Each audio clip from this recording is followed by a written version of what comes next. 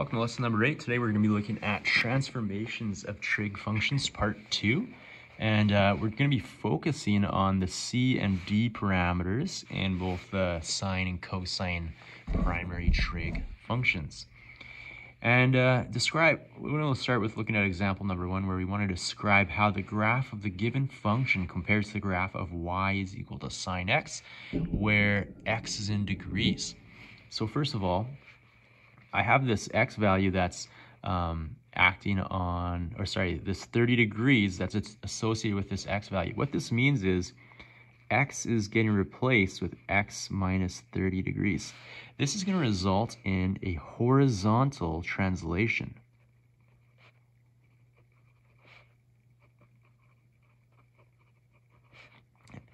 And this is going to be 30 degrees to the right. So remember, when you have x minus 30, that means it's going to the right. X plus 30 would be going to the left. If I have y is equal to sine x plus 2, then my y value is getting mapped to y minus 2. However, this results in a vertical translation.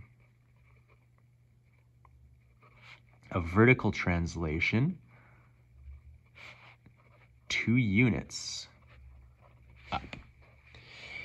If I have two things happening now, I have x plus 60 degrees and I have a minus 1. And if I use mapping notation here, x is getting mapped to x plus 60 and y is getting mapped to y plus 1. This is going to result in a horizontal translation 60 degrees left and a vertical translation 1 unit down.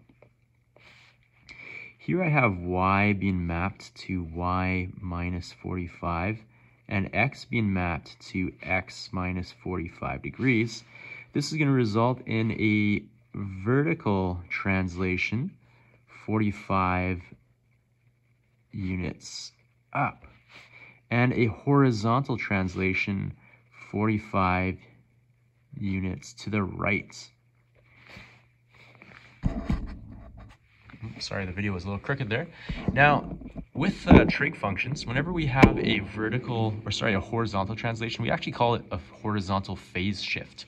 And I usually just use the initials HPS. And then with the vertical translation, it's known as a vertical displacement, or I just use VD. Now, what if we're using radians in our measurements? Well, here there's a y for sine x, y is equal to sine x. There is no horizontal phase shift and no vertical displacement. And so if there's no phase shift or displacement, sorry, my camera keeps moving for some reason, then we would just say that is 0. When I have y is equal to sine x minus pi over 4, this is going to be moving pi over 4 radians to the right. And still no vertical displacement with this particular problem. Now, this next one, however, there's no horizontal phase shift, but there is a vertical displacement, and this is going to be 5 units up because I have this. There's two things happening with this next question.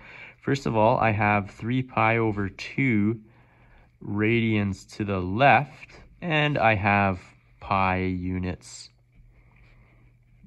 down because y is getting mapped to y plus pi. And over on my next problem here, I have c rads to the right and I have d units up. So up and right, and same thing here, up and right. So c rads right and d units up. If we were looking at a graph of cosine, we would expect the exact same thing. In class example number 3, we want to consider equations of the form y equals a sine b of x, where my amplitude is 1 and my b value is equal to 1. And we want to write the equation which represents a cosine function having a horizontal phase shift of 75 degrees to the right. So in degrees, we're going to be working with y is equal to cosine, and 75 degrees to the right, that means x is getting replaced with x minus 75 degrees. So this is just going to be x minus 75 degrees here. If I have a sine function having a horizontal phase shift of 3 pi over 5 and a vertical displacement of 4 units left, then we're going to write this as y is equal to sine x plus 3 pi over 5 plus 4. In class example number 4, we want to find the amplitude, the period, the horizontal phase shift, and the vertical displacement of the graphs of the following functions on if it's defined as x is an element of real numbers.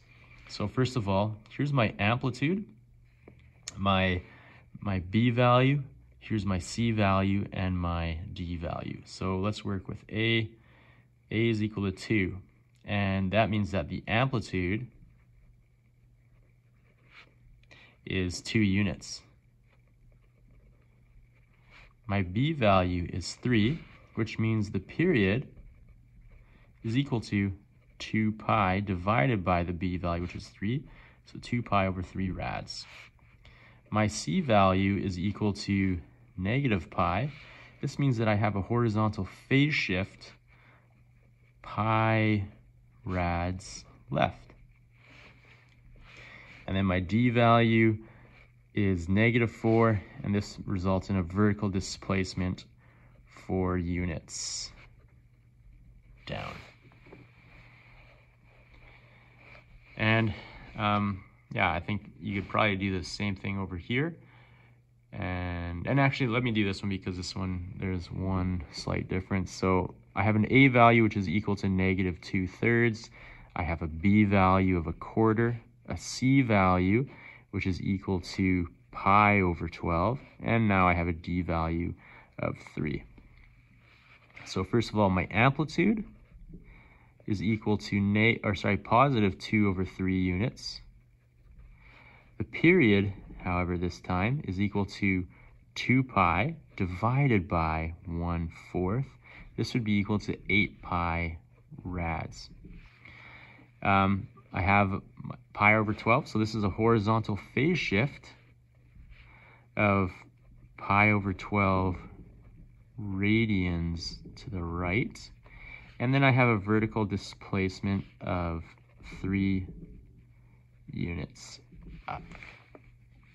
Now looking at this next problem, this one is a little bit different. Notice how now my period is has been factored into my expression of my horizontal phase shift. So what I want to do is I want to factor out the 3. But when I factor this 3 out, I'm factoring it out of both of these terms. So this is actually going to be y is equal to 2 times sine of 3 x plus pi over 3, because I factored the 3 out of pi as well, minus 4. And we would do the same thing with this problem, but I'm just going to do this example where I have an amplitude of 2. I have a b value, which is equal to 3.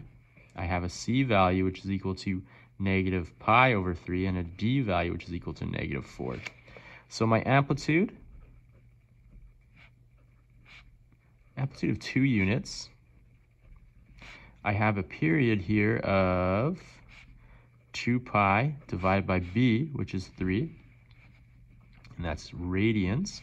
I have a horizontal phase shift that is equal to pi over 3 radians left, and I have a vertical displacement that is equal to 4 units down.